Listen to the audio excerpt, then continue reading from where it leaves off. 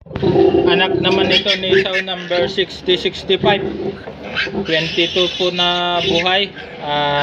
Siyam po na stillborn. Tapos dalawang mummified. 33 po sana lahat ito. Kaso ganun nga, may stillborn siya. Dalawa doon sa stillborn niya, mahina. Kaya hanggang na lang, namatay. Tapos dalawa doon, ay tatlo doon sa stillborn niya din ay na-crush, naipit niya. 33 po sana ito lahat. Walang naniniwala, baka daw maliliit masyado. May maliit po, pero in general malalaki po talaga yung karamihan. Ayan. Ang inaano ko lang naman dito, video at experience. Hindi ako nakikipagtaasan ng ihi kasi hindi naman sa akin to. Video at experience lang po sa akin at information drive ng lahi na to. Kasi ito po yung inalagaan namin. Ito talaga yung pinopromote ko.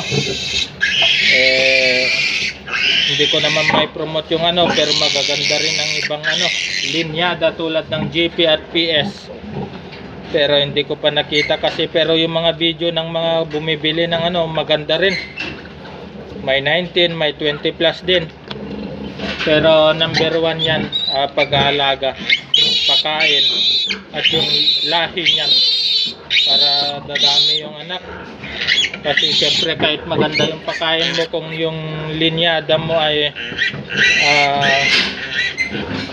hindi maganda, wala din. Hindi mo mahabol yung gusto mong dami ng anak ng isang inahing baboy. Ayan. Pagkatapos nito, first break muna kami, coffee break. Susunod, hanap kami ng inahin na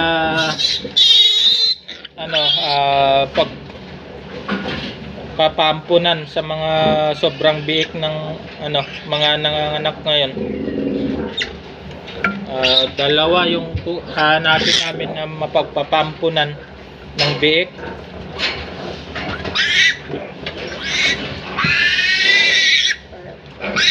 Kasi alam niyo naman po, sobra yung anak nila.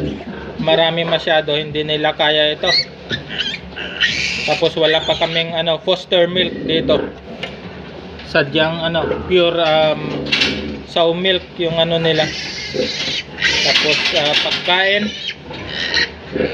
nagbibigay din po kami ng pagkain 3 days. Nag-start po kami magbigay 3 days.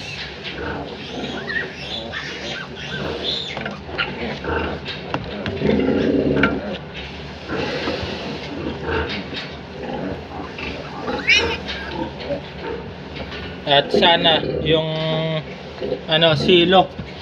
silo para sa drage sa mga nagbubuntis na inahin, sana hindi mawalan ngayong weekend dahil ngayon weekend work ko. Biyernes, Sabado, Linggo, pero ngayon Thursday pa lang. Sana hindi nga, kung hindi magmano-mano ako magkakarga.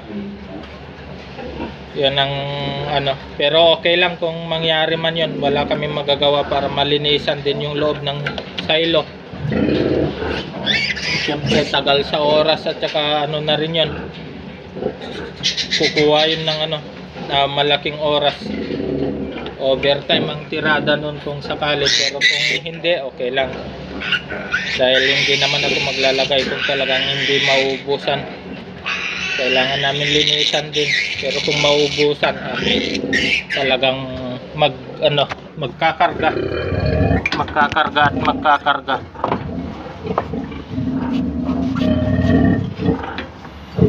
Balikan ko lang yung isang inahin mamaya, bigyan ko ng gamot dahil ilalagnat.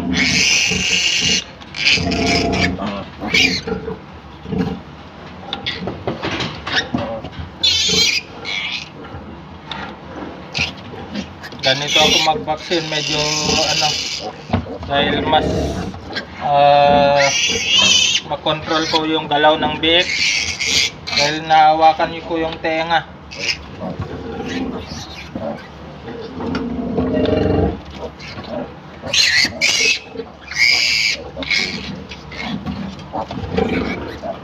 mga daily happening, ganon, daily routine, yun yung mga mapapanood nyo sa akin sa video ko.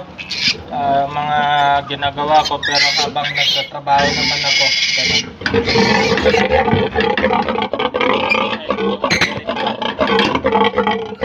Makulit na makulit.